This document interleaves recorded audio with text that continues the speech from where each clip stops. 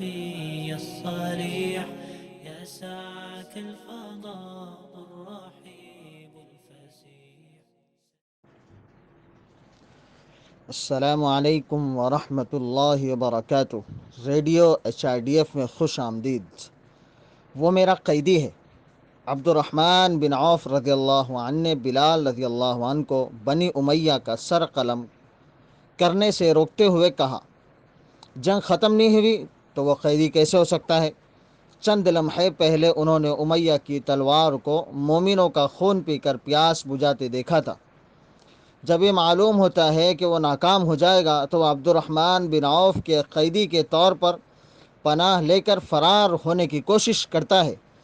حضرت بلال رضی اللہ تعالی عنہ کو معلوم ہوا کہ یہ ایک چال تھی۔ یہ سمجھتے ہوئے کہ وہ اکیلے بنو عوف کے پاس پناہ لینے والے بنو امیہ کا سامنا نہیں کر سکتے، تو انہوں نے مومنوں کو پکارا اور کہا، اللہ کے مددگاروں، یہ ہے امیہ بن خلف، کافروں کا سردار، اگر وہ بچ گیا تو میں نہیں بچوں گا۔ یہ پکار سن کر جنگجوؤں کا ایک گروہ دوڑتا ہوا آیا۔ سب نے مل کر امیہ اور اس کے بیٹے کا قصہ ختم کیا۔ آج لوگ مومن ہونے کی وجہ سے تشدد اور قتل عام کا نشانہ بنائے جاتے ہیں تو وہ داستانیں سناتے ہیں جو بلال رضی اللہ عنہ کو مومن ہونے کی وجہ سے ظالمانہ مار پیٹ اور اذیتوں کو برداشت کرنی پڑی تھی، اور معاشرے میں ایسے لوگوں کی بھی کمی نہیں ہے جو صبر اور مصائب کے گیت گا کر معاشرے کو غیر فعال کر دیتے ہیں۔ لیکن لوگ حضرت بلال جیسے جنگجو کے بارے میں بات کرنے میں وہی جوش و خروش نہیں دکھاتے جنہیں حق پر یقین کرنے کی وجہ سے اذیتیں اٹھانی پڑی۔ تو احد احد کے توحیدی کلمے کے ساتھ میدان جنگ میں ظالم قوتوں کا مقابلہ کیا اور اہل ایمان کو اکٹھا کر کے اپنے ستانے والے اور خیر کے دشمن امیہ کو بھاگنے نہیں دیا اور برائی کا خاتمہ کیا۔ عام طور پر لوگ ان اقدار اور نظریات کے تحفظ کے لیے عمل کی راہ پر قائم رہنے میں کم دلچسپی لیتے ہیں جن پر وہ یقین رکھتے ہیں۔ یہ اس لیے ہو سکتا ہے کہ اس سے کچھ مادی نقصانات ہو یا مخصوص مہریں لگ سکتی ہیں۔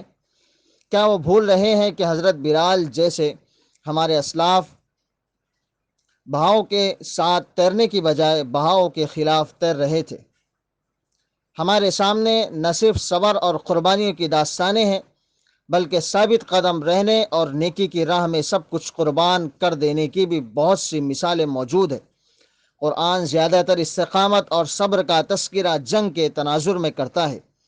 بلال رضی اللہ عنہ نے نبی صلی اللہ علیہ وسلم کے ساتھ تمام جنگوں میں حصہ لے کر اور نماز کے لیے اذان دے کر اپنی زندگی گزاری۔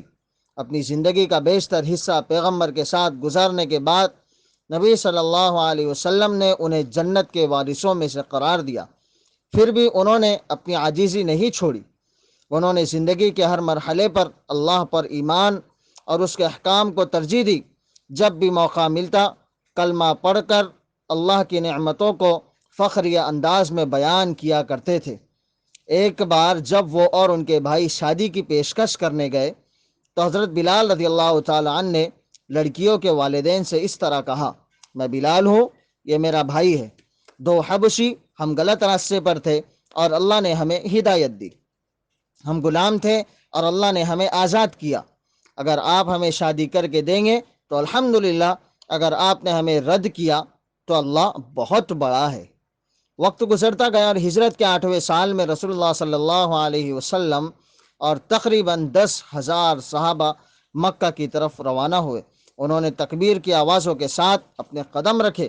وہ لوگ جنہوں نے اونٹ کی سڑتی ہوئی آنت کو رسول اللہ صلی اللہ علیہ وسلم کے گلے میں ڈالا، وہ جنہوں نے اہل ایمان کو وحشیانہ تشدد کا نشانہ بنایا، وہ جنہوں نے حضرت بلال کو تپتی ریت میں برہنہ کر کے لٹکا کر ان کے سینے پر پتھر رکھ کر انہیں وحشیانہ طور پر مارا پیٹا، وہ لوگ جنہوں نے رسول اللہ صلی اللہ علیہ وسلم اور اہل ایمان کو اپنے وطن سے مدینہ منورہ ہجرت کرنے پر مجبور کیا، ان میں بہت سے ایسے لوگ ہیں جو عرب کے سردار ہیں، جن کا تعلق اعلیٰ قبیلے سے ہے اور جو پہلے مکہ کے سردار تھے۔ یہ لوگ اہل مکہ کی طرف سے ہونے والی تمام اذیتوں اور زیادتیوں کے بدلے کی طاقت اور صلاحیت رکھتے ہیں کیا یہ مکہ والوں سے انتقام لیں گے یا انہیں رہا کیا جائے گا؟ انشاءاللہ آنے والے دنوں میں معلوم کریں گے۔ وبث الدعاء الخفي الصريح يسعك الفضل